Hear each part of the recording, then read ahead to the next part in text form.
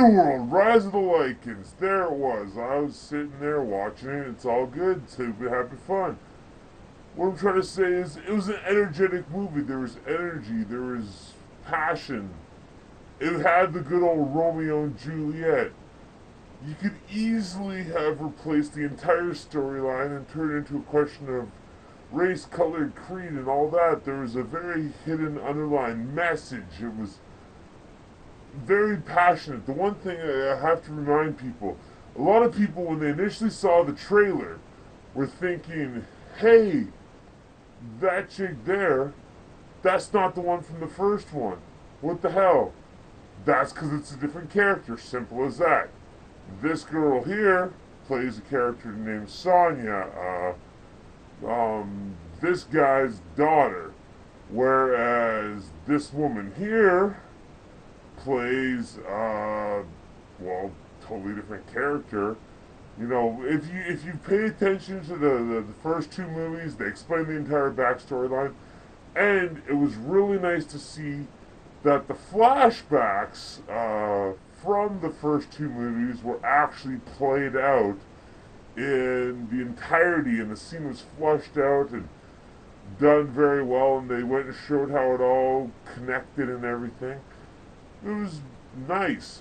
So, I mean, they go and show how this entire storyline comes in with the tribes of Williams and the Pharaoh Lycan and the transformed Lycan and the new Lycan and all this, and they fleshed the story out and developed it very, very well. I was actually a little disappointed at the end because they wrapped it up a little too neat. It's odd to say this, but honestly, I would have liked to see another movie, but they kind of just, if they would have cut it about 30 seconds earlier and had that the ending, you're like, oh yeah, sequel. But then they add just a little bit more to wrap it all up and make the whole storyline become a full circle, and you're like, well crap, you guys just lost out on a whole bunch of money. Freaking, you could have easily had a sequel, if not a trilogy. I think it's obvious that I liked the movie. It was, I don't know, I can't say well written, because the dialogue was, you know, decent.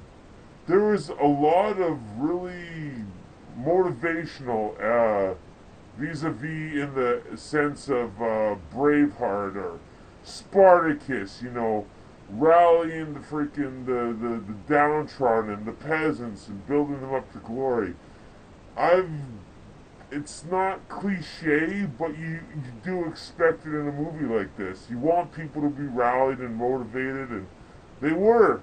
And they did glorious battle, they died valiantly, and it was beautiful. It was a really well-written freaking metaphor on society and how we have to look past our differences and accept people for who they really are. It's odd that I would say this considering the fact it was vampires and werewolves, and I'm trying to use it as a metaphor for, you know, different classes and creeds of people. But I mean, it is. If you can take anything from this movie, take the fact that we have to look past people's differences and accept them for their inner beauty. Now, that may be way left field of what they planned, because the guys that made this movie very well may have been like, I want some money, let's make another movie, yeah, and that was it. But you guys freaking accomplished something good, man. I really liked it. I was gonna go 5 stars, but the fact that you guys cut yourself right in the butt at the end, and you still probably can go a sequel, but it doesn't beg for it as much with that little wrap-up you did. So I'm going to have to call it 4 stars, all in all a good movie. You dig?